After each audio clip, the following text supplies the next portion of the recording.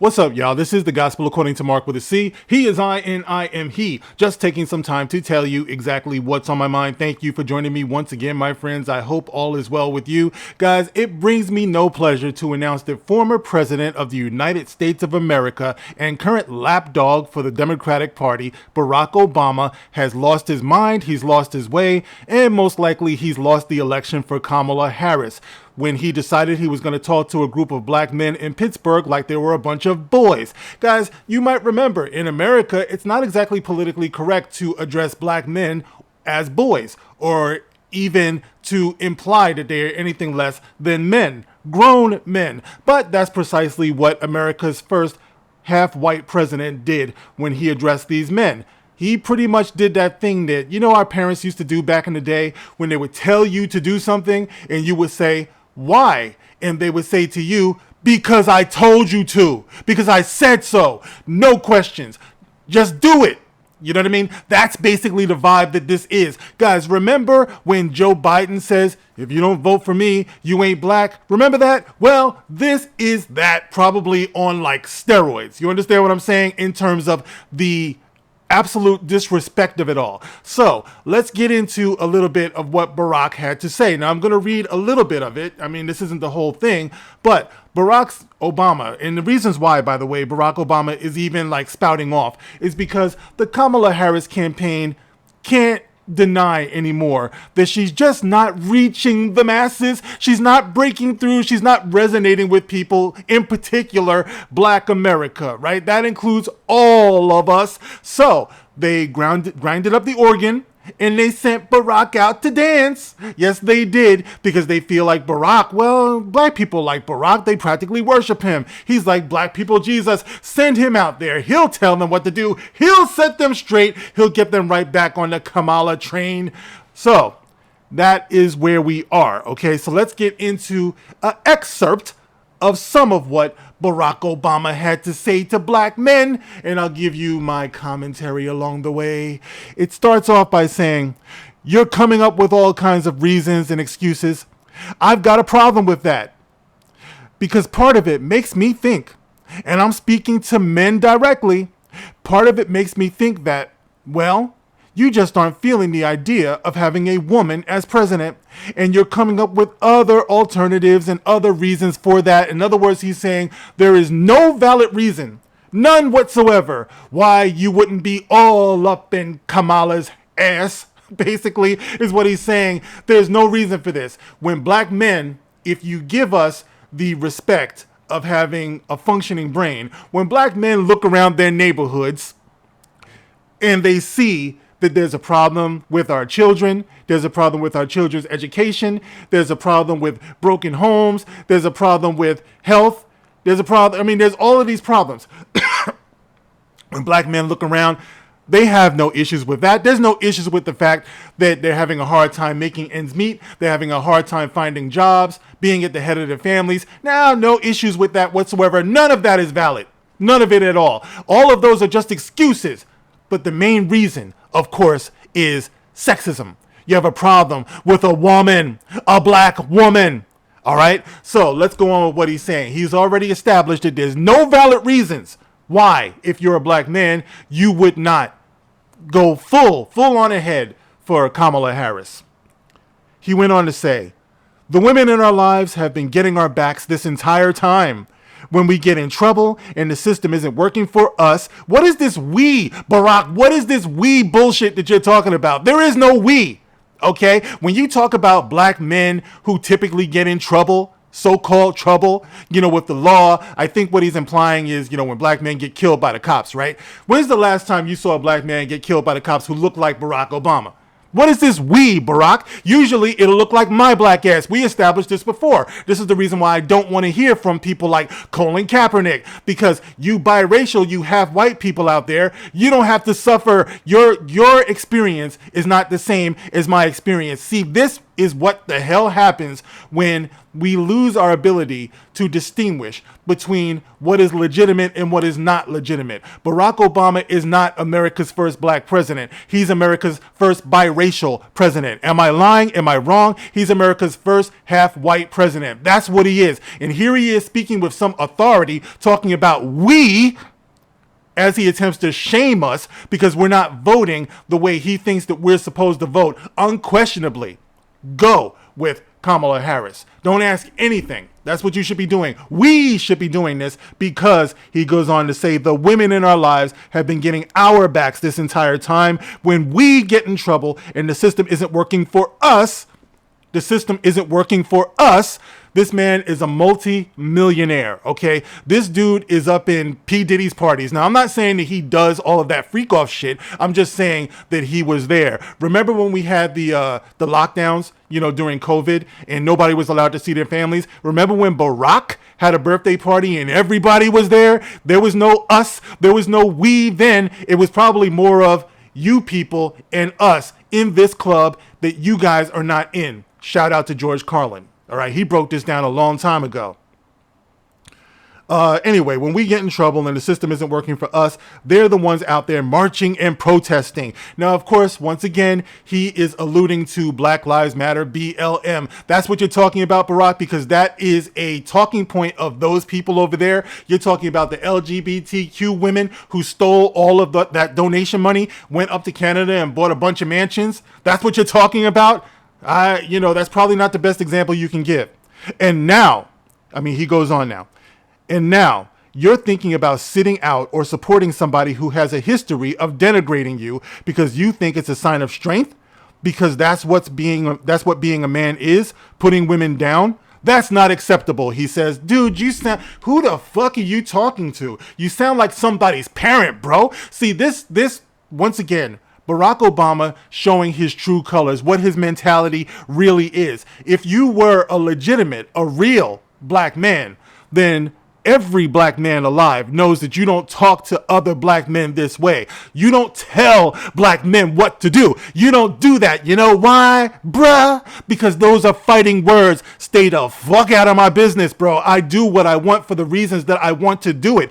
If Kamala Harris were legitimate, if she were somebody who was talking my language or the language of other black men, then you wouldn't see something like this. However, because this is happening, you think that you can shame people. You think you can shame black men. And let me tell you also, guys, what the most devious part of all of this is, right? The most devious part of all of this is how you see on full display the Democratic Party's tendency to want to divide black men and black women. Why do I say that? Because I challenge you, go on to X. Go on, check it out. See all of the black women who have a problem with Kamala Harris. Go on to YouTube. See all of the black women who are producing content and videos who have questions and concerns and deep problems with Kamala Harris. But Barack Obama's punk ass ain't gonna talk about that. This dude had the nerve to sit up someplace and say, "You're lucky Michelle ain't here." What the fuck is somebody supposed to be afraid of Big Mike? I don't think so, bruh. That's your thing. You know what I'm saying? That's your thing. You might be the one who's like, "Oh, yes, dear. I'll be your bitch, dear. I'll do whatever you want, dear." You're lucky Michelle ain't here. Yeah, she's lucky she's not here. She get her feelings hurt a lot of the same way that you're getting your feelings hurt. But anyway, back to the deviousness of the Democratic Party. This is what they do. They try to separate the black men from the black women. So when it's all said and done and Kamala loses, then the narrative will be that black men lost the election because they didn't want to support a black woman. And further, they want to deepen the divide between black men and black women. But I'm proud to say, guys, that the good news is that a lot of us are not going for that. And so I am just one person out there who is putting a lot of pushback against all of this out there. You know what I'm saying? You see a lot of people online right now who really resent Barack Obama talking to so-called black men as if they are boys. You know what I mean? In this country, that was never a good thing. Remember when black men used to walk around holding signs that said, "I am a man. I am a man." This dude stood in front of a bunch of black men and treated them like they were boys. He talked to us like we were boys. He talked down to us. All right? So you tell me. But I want to just look into this article here from The Root, because of course The Root, my favorite online magazine, is always on the wrong side of everything. So you see a headline from The Root. It says, Obama said what black people have been thinking. Sexism is why black men are soft on Kamala. And when they say soft on Kamala, they mean that we're not hot for Kamala. We're not hard. We're not going hard for Kamala. You know what I mean? Because as Barack put it, she is like you. She came up like you. She understands you. Get the fuck out of here. No, she did not. I did not grow up the way that Kamala. I was not raised by an Indian woman, okay, the way Kamala Harris was. All right, that wasn't my experience. That is not the experience of your average black Americans. She is not of us. I don't care what school she went to. You know, I don't care whether she cooked collard greens in the bathtub. I don't give a fuck about all of that. All I know, and all most black people know, just like every other American, is that over the last 3.5 years, things have gotten a hell of a lot more expensive, and we're not getting paid to equal that, to keep up with that. It's getting a whole lot harder to make ends meet out here. But we're being told that none of that should be a concern. We should not be holding her accountable whatsoever. Barack, you are so lucky that your ass got out when you did, when you were on top of the world, because people back then were still going for that bullshit. But now times are changing.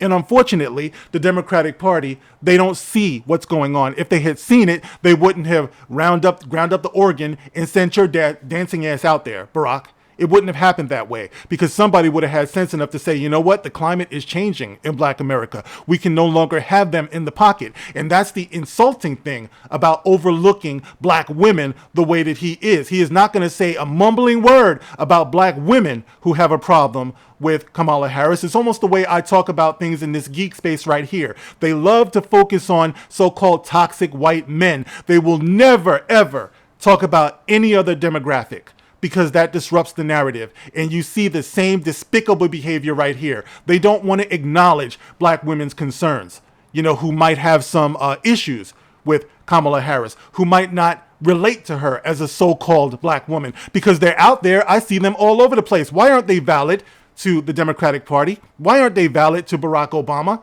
You know, that's the question. And before I go, I got one more question to ask of you, Barry O. One more question. Where's that energy? Where's that smoke when you want to roll up on black men talking about it's unacceptable that you should not be supporting this woman, that you should not be vocal in your support of this woman? Because remember, no one has voted for anybody yet. This dude is just coming out saying, don't even think about voting for anybody else. That's what he's saying, right? So it's thought control. It's not like the election has happened. It's not like anybody is locked into their vote. We're still trying to make a decision. But he's saying, don't even think about looking in the other place. But where is that energy for Donald J. Harris? Yeah, Kamala's father. Because no one has seen or heard from him in this whole process. You know what I'm saying? Why don't you roll up on him talking about it's unacceptable? Why aren't you talking about your daughter? You know, the question you should be asking is, whose idea is it for Donald to be so quiet, for the elder Harris to not be saying anything? We heard from her sister, you know. Why isn't her father saying anything? Is that his idea? Is that her idea? Oh, that's something we're not supposed to be wondering about, because black men are just supposed to be stupid. Remember the old diagram that they used to have back in the day where they were talking about the perfect slave, and they had like a strong black body with no head? That's basically what Barack Obama is implying that he wants from the black men, from the black community. We're supposed to be fighting each other as black men and black women. We're supposed to be divided down the side. This is the game they play with us. They divide us, but we're not supposed to think, you know? And like I said, if I were black women out here, I'd be incredibly insulted, because the implication here is that the Democratic Party already has you in the pocket. And if any black woman says anything that is different from this, well, then they'll treat you like Michaela Montgomery. They'll treat you like Candace Owens, and they'll try to turn your community against you just for daring to think differently. But I look ahead and I see women like that will probably end up being celebrated. Even though they are misunderstood in these days and times, they'll be celebrated later because they actually had the courage to go against a roaring tide in the other direction. So Barack Obama, politely and respectfully, I say, fuck you, sir. And to everybody out there, regardless of who you think you're voting for. If you think you're voting for Kamala, if you think you're voting for Trump. By the way, the best thing Trump ever said was, "What have you got to lose?"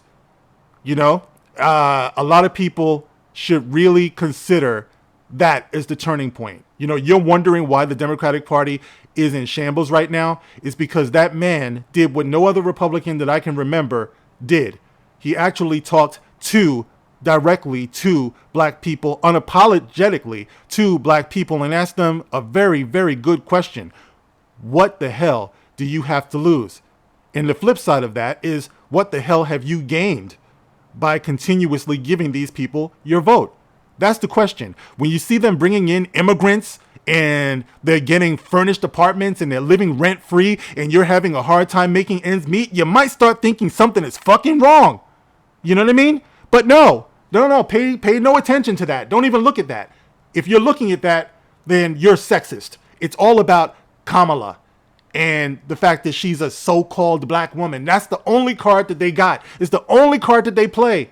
And now that that's not going over so well, we see panic in the streets, and we're about to see the true colors of the American Society of Magical Liberals, because they are not our friends. As a matter of fact, they are our open enemies, aborting our children disproportionately to everybody else, killing, genociding black babies.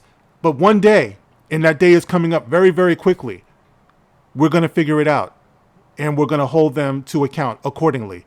But anyway, guys, I wanted to go on and give my opinion on all of that. Of course, you can get in the comment section and you can tell me how you feel about all of this. Do you respect what Barack Obama is saying? Do you respect the way that he said it, talking to black men specifically, as if it's our fault? You know, I don't see him talking to anybody else like that. You know, I thought he said he's the president of all the people. Remember that? But no, when it comes time to place the blame, he's the president of black people all of a sudden. Get in the comment section, guys. Let me know how you feel. If you want to contribute to the channel, because YouTube does not promote my stuff, you can always donate through the Super Thanks feature on each and every one of my videos. Thanks again, guys, for listening. I will check you out on the next one. This is The Gospel According to Mark with a C. Rock on. And here's one for you, Barack.